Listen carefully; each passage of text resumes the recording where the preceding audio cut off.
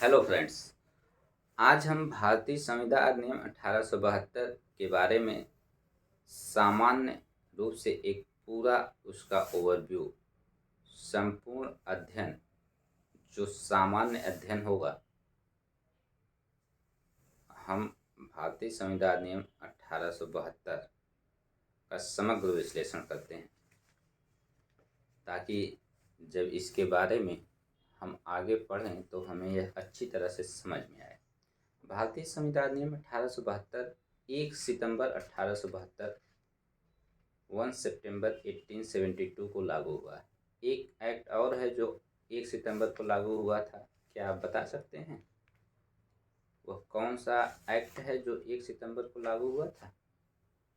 वह है 1 सितंबर 1872 को भारतीय साक्ष्य अधिनियम 1872 लागू हुआ था। भारतीय संविधान अधिनियम 1872 का एक्ट नंबर 9 है। कोई भी ये एक्ट नंबर क्या होता है, तो एक्ट नंबर कोई भी अधिनियम जब पारित किया जाता है तो उस वर्ष वह जिस क्रम पे भारतीय संसद द्वारा पारित करके राष्ट्रपति की अनुमति प्राप्त करता है और गजट नोटिफाई होता है, तो उसके बाद वो उसका जो क्रम होता है 1 2 3 4 5, तो उसको वही संख्या दे दी जाती है।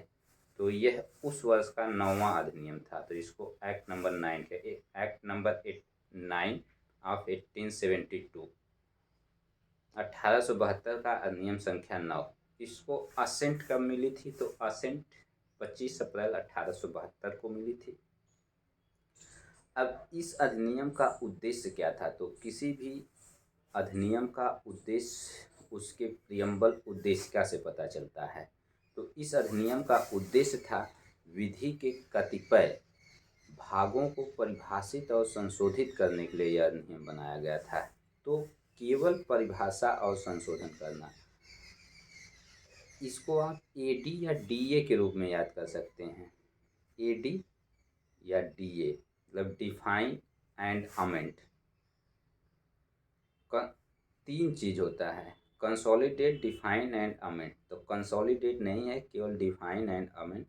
अधिनियम को या तो परिभाषित किया जाएगा संविदा से संबंधित जो विधि है कॉन्ट्रैक्ट से, या उसको जो है संशोधित किया जाएगा अमेंड, बस। कंसोलिडेट नहीं है। कंसोलिडेट का मतलब जब सभी उससे संबंधित सभी विधियों को एक जगह समाहित करके रख दिया जाता है, तो ऐसा नहीं है कि ये एक जगह संविदा से संबंधित विधियों को समाहित करके रखा गया है। इसलिए इसमें कंसोलिडेट शब्द का प्रयोग न करके केवल अमेंड और डिफाइन शब्द का प्रयोग किया गया है।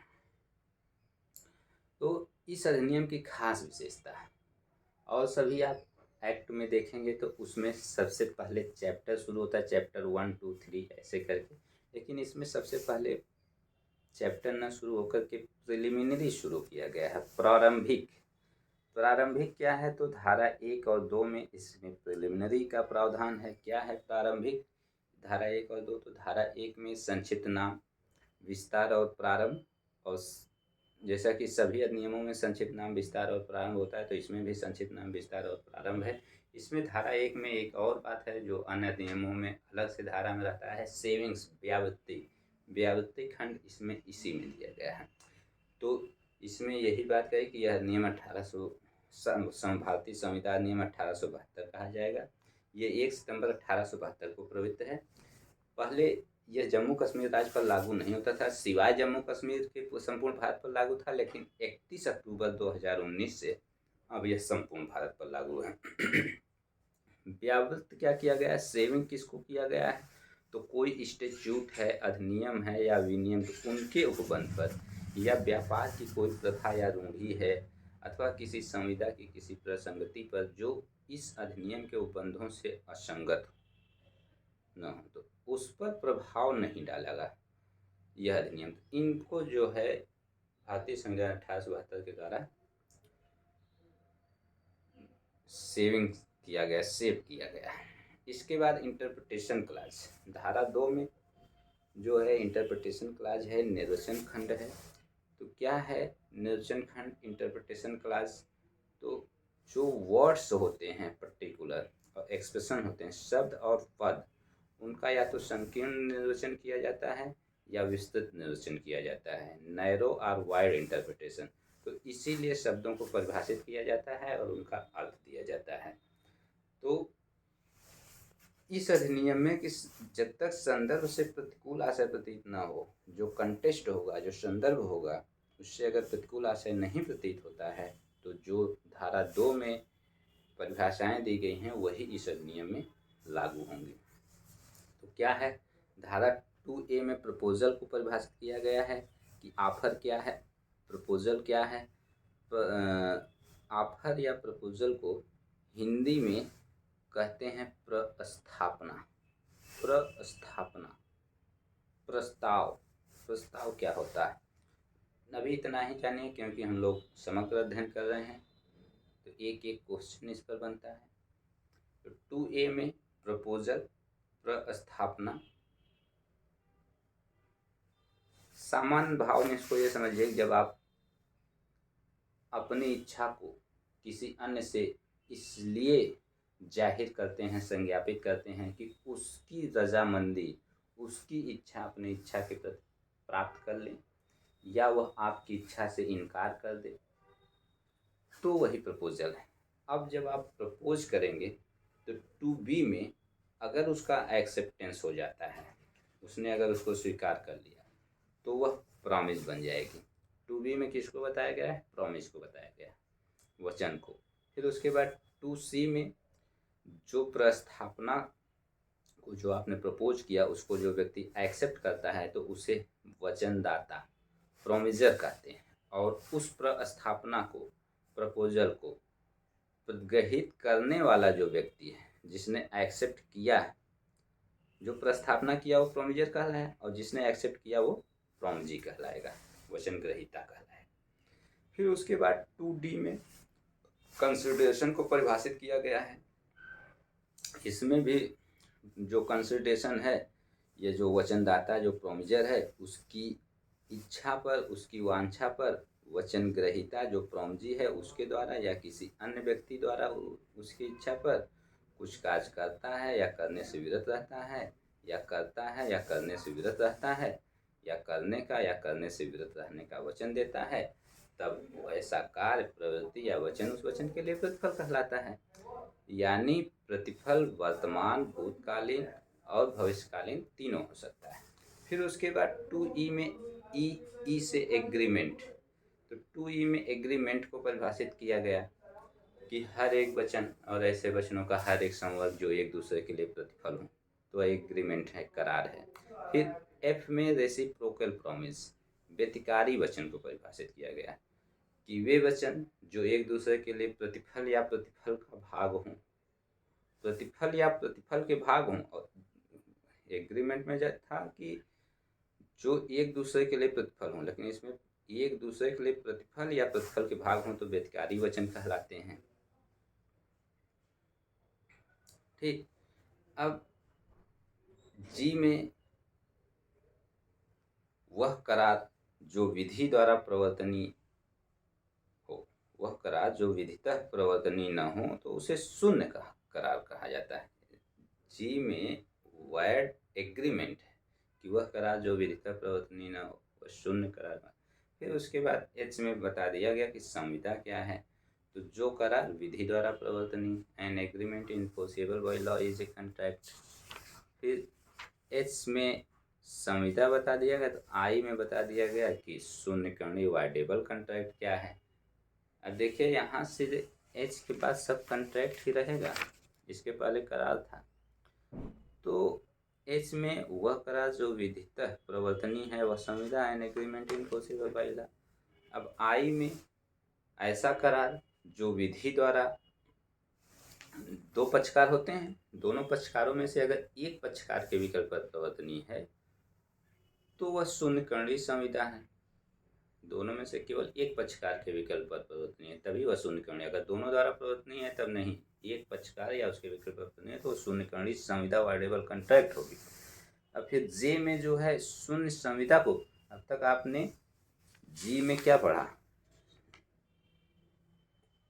जी में आपने पढ़ा शून्य करार, वायर्ड एग्रीमेंट। अब एच में देखिए, एच में आपने संविदा पढ़ा, आई में शून्य करणीय संविदा और जे में शून्य करणीय शून्य संविदा पढ़ी। वायर्ड कॉन्ट्रैक्ट, तो कौन सी संविधाएं शून्य होंगी?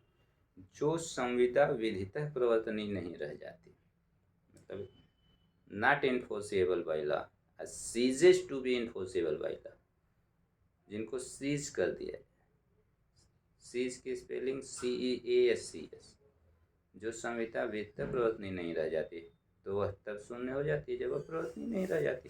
तो 2J में शून्य संविदा और 2G में शून्य करार को बताया गया। अब जाके उसके बाद चैप्टर 1 शुरू होता है और चैप्टर 1 में धारा 3 में प्रस्थापनाओं की संसूचना, प्रतिग्रहण और प्रसंहरण के बारे में बताया गया है। Communication, acceptance and revocation of proposals, प्रस्थापनाओं की संसूचना, प्रतिग्रहण, प्रसंहरण के बारे में। धारा 4 में संसूचना कब संपूर्ण होती हैं, communication when completed, communication when complete, संसूचना कब संपूर्ण होती है उसके बारे में बताया गया है। धारा 5 में प्रस्थापनाओं और प्रतिग्रहणों का प्रसंहरण, revocation of proposals and acceptance के बारे में बताया गया है। धारा 5 में प्रस्थापना और प्रतिग्रहण, बस केवल दो ही चीज़, प्रस्थापना और प्रतिग्रहण, प्रपोजल एंड एक्सेप्टेंस का रिवोकेशन कैसे। फिर धारा 6 में रिवोकेशन हाउ मेड, प्रसंहरण कैसे किया जाता है। धारा 7 में प्रतिग्रहण आत्यांतिक होना ही चाहिए, एक्सेप्टेंस मस्ट बी एब्सोल्यूट, एकदम मस्ट कर दिया है, एक्सेप्टेंस मस्ट बी एब्सोल्यूट, प्रतिग्रहण आत्यांतिक होना ही चाहिए। और धारा 7 में आप हाइट बनाम रेंज के वाद का, जो बम्पर हाल पेन के वाद से जाना जाता है, उसका एग्जाम्पल ले सकते हैं। फिर धारा 8 में शर्तों के पालन या प्रतिफल की प्राप्ति द्वारा प्रतिग्रहण कैसे किया जा सकता है। Acceptance by performing conditions or receiving consideration, शर्तों के पालन या प्रतिफल की प्राप्ति द्वारा भी आप प्रतिग्रहण कर सकते हैं। और धारा 9 में वचन अभिव्यक्त और विरचित हो सकता है। प्रॉमिस एक्सप्रेस एंड इम्प्लाइड, वचन अभिव्यक्त और विरचित। अध्याय 2 इसके बाद शुरू होता है, संविदाओं, शून्यकरणीय संविदाओं और शून्य करारों के विषय में। Of contracts, voidable contracts and wide agreement. धारा 10 में है कौन से करार संविदाएं हैं, व्हाट एग्रीमेंट्स आर कॉन्ट्रैक्ट। तो धारा 10 में बताया गया कि सब करार संविदाएं, ऑल एग्रीमेंट्स आर कॉन्ट्रैक्ट्स, यदि वे संविदा करने के लिए सक्षम पक्षकारों के स्वतंत्र सम्मति से किसी विधिपूर्ण प्रतिफल के लिए, स्वतंत्र सक्षम पक्षकार होना चाहिए, स्वतंत्र सम्मति होना चाहिए, विधिपूर्ण प्रतिफल के लिए होना चाहिए और विधिपूर्ण उद्देश्य से किया गया और इतर द्वारा अव्यक्त रूप से शून्य घोषित न किया गया, ये 5 चीज़ें हैं तो वह सभी करार संविदाएं होंगी। और इसका अपवाद भी है कि इसमें अंतर्विष्ट कोई भी बात भारत में प्रवृत्त और इतर द्वारा अभिव्यक्ततः निश्चित न की गई किसी ऐसी विधि पर जिसके द्वारा किसी संविदा का लिखित रूप में या साक्ष्यों की उपस्थिति में किया जाना अपेक्षित हो, या किसी ऐसी विधि पर जो दस्तावेजों के रसीकरण से संबंधित हो, प्रभाव न डालेगी। यानी कोई ऐसी संविदा है, कोई ऐसा उपबंध है जो अभी निश्चित नहीं किया गया, उसमें अपेक्षा ये की गई है, उसकी रिक्वायरमेंट ये है कि संविदा लिखित रूप में हो या साक्ष्यों की उपस्थिति में हो तो ऐसा किया जाना जरूरी है। या ऐसी विधि है उसमें कि जो दस्तावेजों के रजिस्ट्रीकरण से संबंधित है तो दस्तावेजों का रजिस्ट्रीकरण करके ही संविदा दिया जाएगा, उस पर ये अधिनियम कोई प्रभाव नहीं डालेगी। फिर उसके बाद धारा 11 आ जाता है। तो धारा 11 में ये बताया गया कि जैसे धारा 10 की शर्त है कि संविदा करने के लिए कौन सक्षम है, संविदा सक्षम पक्षकार, तो सक्षम कौन होगा धारा 11 में बता दे, संविदा करने के लिए कौन सक्षम है, who are competent to contract. धारा 10 का पहला आवश्यक तथ्य है सक्षम पक्षकार, तो सक्षम पक्षकार धारा 11-12 में। संविदा करने के लिए सक्षम कौन है, धारा 11। संविदा करने के प्रयोजन के लिए स्वस्थ चित्त क्या है, स्वस्थ चित्तता धारा 12 में बता दिया गया, सक्षमता धारा 11 में बता दी गई। उसके बाद स्वतंत्र सम्मति होनी चाहिए, संविदा का दूसरा आवश्यक तथ्य है। तो स्वतंत्र सम्मति की परिभाषा 13 में स्वतंत्र सम्मति की परिभाषा धारा 14 में बता दी गई।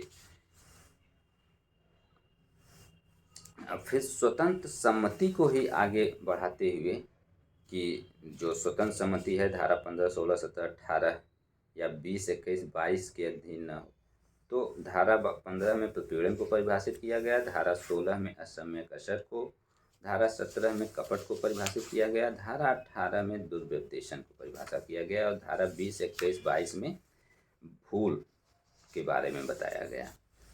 फिर उसके बाद संविदा की जो आवश्यक तत्व है विधिपूर्ण प्रतिफल के लिए और विधिपूर्ण उद्देश्य से और एतद द्वारा अव्यक्त रूप से शून्य घोषित न किया गया। तो धारा 19 में शून्यकरणीयता के बारे में बता दिया गया कि स्वतंत्र सम्मति के बिना किए गए करारों की शून्यकरणीयता, voidability of agreements without free consent. फिर 19A में असम्यक असर से उत्प्रेरित संविदा को अपास्त कराने की शक्ति, power to set aside contract induced by undue influence, धारा 19A को 1899 में जोड़ा गया। फिर उसके बाद 20 में जैसा कि आपने देखा था कि जबकि दोनों पक्षकार तथ्य की बात संबंधी भूल में हों तब करार शून्य है। Agreement void where both parties are under mistake as to matter of fact. फिर धारा 21 में है effect of mistakes as to law, विधि के बारे की भूलों के प्रभाव। फिर 22 में है कि एक पक्षकार की तथ्य की बात के बारे की भूल की कारित संविदा, contract caused by mistake of one party as to matter of fact. तो अब दूसरा जो इसका अगला सिद्धांत विधिपूर्ण प्रतिफल विधिपूर्ण उद्देश्य संविदा के लिए आवश्यक है। अब अव्यक्त शून्य घोषित नहीं किया गया है तो ये तो पूरा उसमें आएगा। तो विधिपूर्ण उद्देश्य धारा 23 में बता दिया कौन से प्रतिफल और उद्देश्य विधिपूर्ण हैं और कौन से नहीं। इसे धारा 23 में समदोष का सिद्धांत, पैरी डेलिक्टो का सिद्धांत भी इसी में समाहित है। तो कौन से प्रतिफल और उद्देश्य विधिपूर्ण हैं और कौन से नहीं हैं इसके बारे में बताया गया धारा 23 में। What consideration and objects are lawful and what not.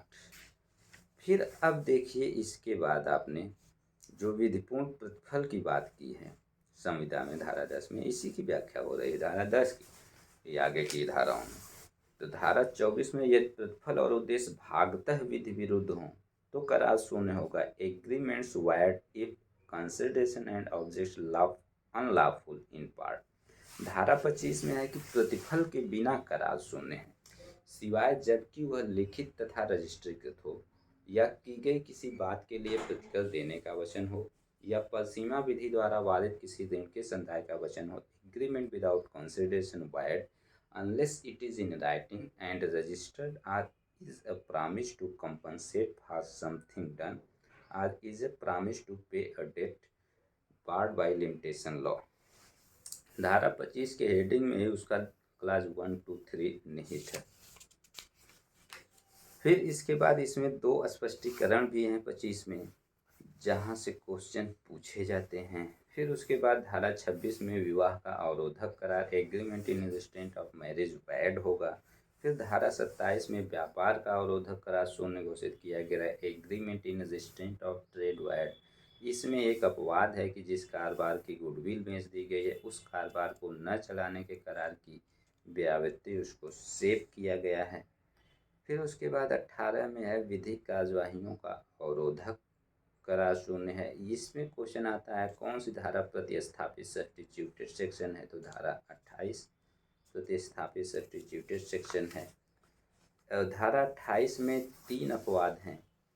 पहला अपवाद है कि जो विवाद पैदा हो उसको माध्यस्थन के लिए निर्देशित करने वाली संविदा को सेव किया गया है, व्यावृत्ति प्रदान की गई है। विधिक कार्यवाहियों का अवरोध है तो भी वो शून्य नहीं होगा, नहीं तो शून्य होता।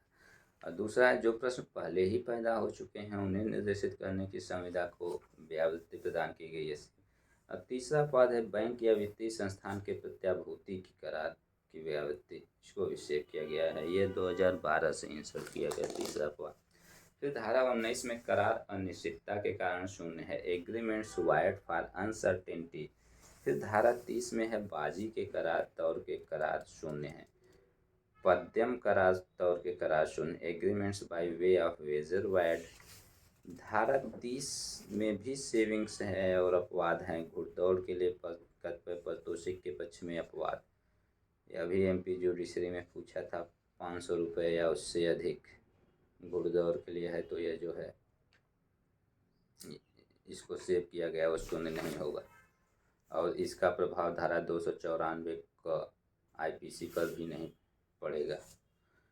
फिर उसके बाद अध्याय 3 शुरू हो जाता है समाश्रित संविदाओं के विषय में ऑफ कंटिजेंट कॉन्ट्रैक्ट, जो धारा 31 से 36 तक में है। फिर उसके बाद अध्याय 4 शुरू हो जाता है जो संविदाओं के पालन के विषय में, संविदाएं जिनका पालन करना होगा, contracts which must be perform.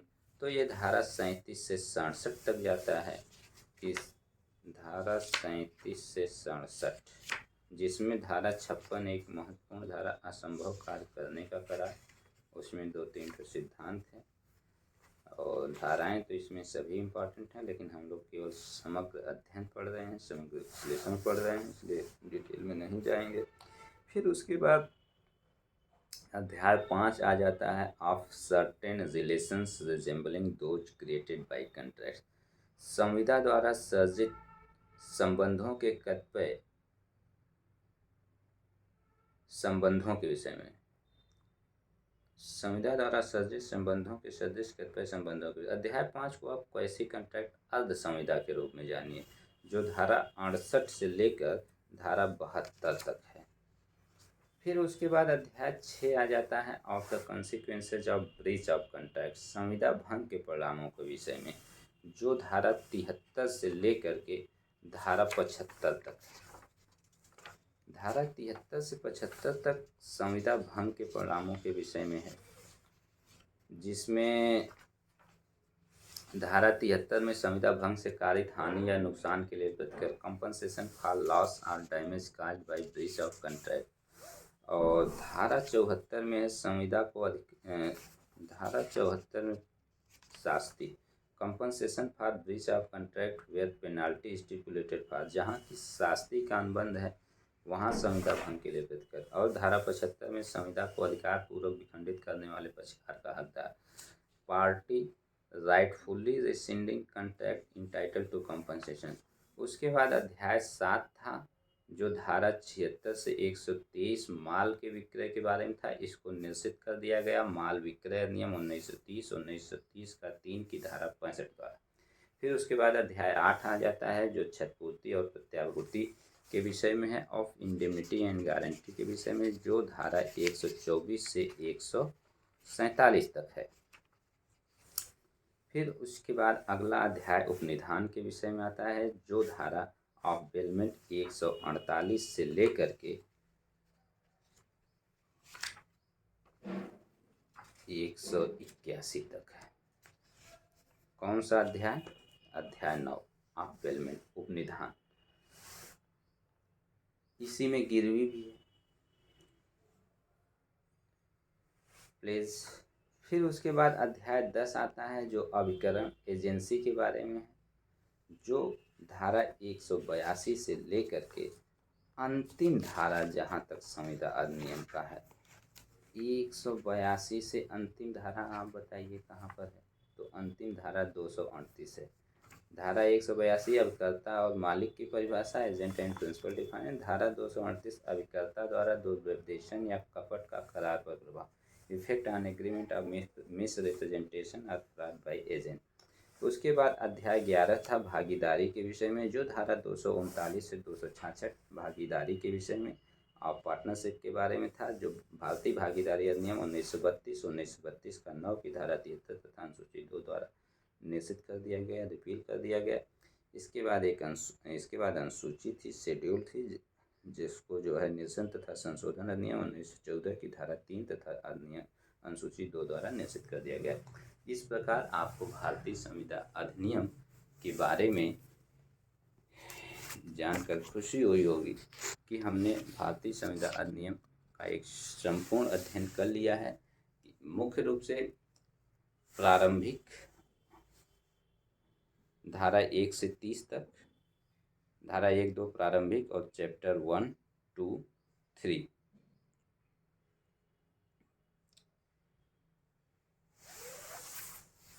और आप अच्छी तरीके से चैप्टर 1 और 2 को तैयार करिए और प्रारंभिक तैयार करिए, और